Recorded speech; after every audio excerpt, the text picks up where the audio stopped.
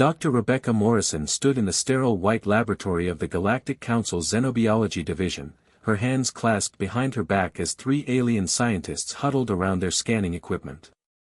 The lead researcher, a crystalline being named Krauthos, had insisted on conducting a full genetic analysis of humanity before allowing Earth's admission into the interstellar community. "It's just a formality," the Council's ambassador had assured her. "Every species undergoes the same screening."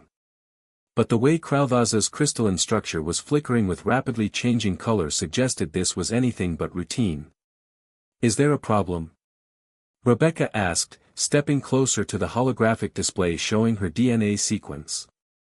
The three aliens exchanged what could only be described as terrified glances. Krauthos's translator unit crackled to life. "Dr. Morrison, how many extinction-level events has your planet experienced?" Rebecca frowned. "5 major ones that we know of." "Why?" The alien's colors shifted to a deep purple that the translator interpreted as profound distress. "And your species, you evolved after all of these?" "Well, yes. Humans appeared relatively recently, about 300,000 years ago. The last major extinction was 66 million years before that." Another alien, a floating gaseous entity named Vexthor, pulsed with agitation. "Show her the comparison, Krauthos. She needs to understand." The hologram shifted, displaying DNA sequences from multiple species. Rebecca recognized some from the galactic database: the Zentauri, the Morphids, the silicon-based Kryn. "Every sentient species in the known galaxy," Krauthos explained, his voice trembling through the translator, "evolved on stable worlds. Worlds that experienced perhaps one, maybe two minor catastrophes over billions of years. Look at the Zentauri, their planet hasn't had a mass extinction in 3 billion years. Their DNA is optimized for efficiency, for peaceful evolution." He zoomed in on human DNA. "Yours is different. It's a war manual." Rebecca's eyes widened. "Excuse me." The third scientist, a serpentine creature called Seraph, spoke for the first time.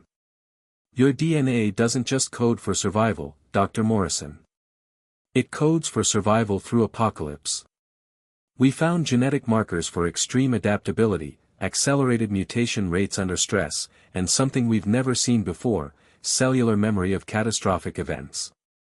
"That's impossible," Rebecca protested. "Genetic memory doesn't work like that." "It shouldn't," Krauthos agreed, his colors now a sickly yellow. "But your species carries genetic echoes of every near extinction in your planet's history. The meteor strike that killed the dinosaurs. Your mammalian ancestors survived it. The ice ages. Your direct predecessors adapted to them. The Tobas supervolcano that reduced your population to fewer than 10,000 individuals. You survived that too." Vexthor swirled anxiously. "Do you understand what this means?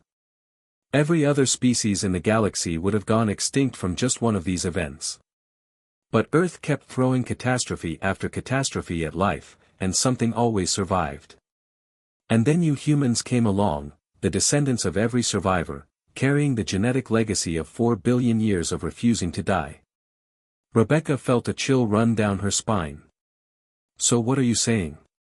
Krauthos manipulated the hologram, highlighting specific gene sequences. "Your baseline healing factor is 3 times faster than the galactic average. Your adrenaline response system can temporarily boost your strength and pain tolerance to levels that would require cybernetic enhancement in other species. Your pattern recognition and problem-solving abilities are hyperactive because your ancestors needed to constantly adapt to changing environments. And perhaps most terrifying." He paused, his entire crystalline body turning a deep crimson. "You have genetic kill switches that activate under extreme stress, literally rewriting portions of your own DNA in real time to adapt to threats.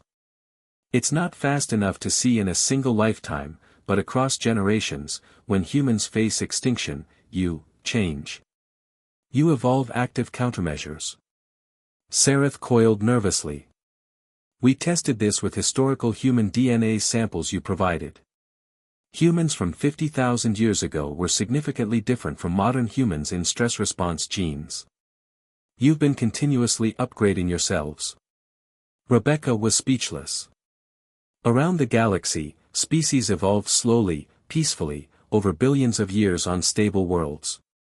But Earth was a crucible, and humanity was forged in its fires. There's more, Kralthas said quietly. Your emotional spectrum, your capacity for fear, anger, love, determination, it's far more intense than other species. We believe it's because emotions became survival tools for you. Fear kept you alive. Anger made you fight back. Love made you protect your tribe. Determination made you refuse to give up even when extinction was certain. Vexthor pulsed softly. Dr. Morrison, most species, when faced with certain death, simply accept it. It's logical. But humans? You have a genetic imperative to survive that borders on the irrational. You'll fight when fighting makes no sense. You'll adapt to environments that should kill you. You'll survive out of pure spite if necessary. Rebecca looked at her DNA sequence floating in the hologram, seeing it with new eyes. Every twist of that double helix was a testament to ancestors who refused to die, who looked at extinction and said, "Not today." So, she said carefully, "Are you going to deny Earth's application to the Galactic Council?" The three aliens looked at each other.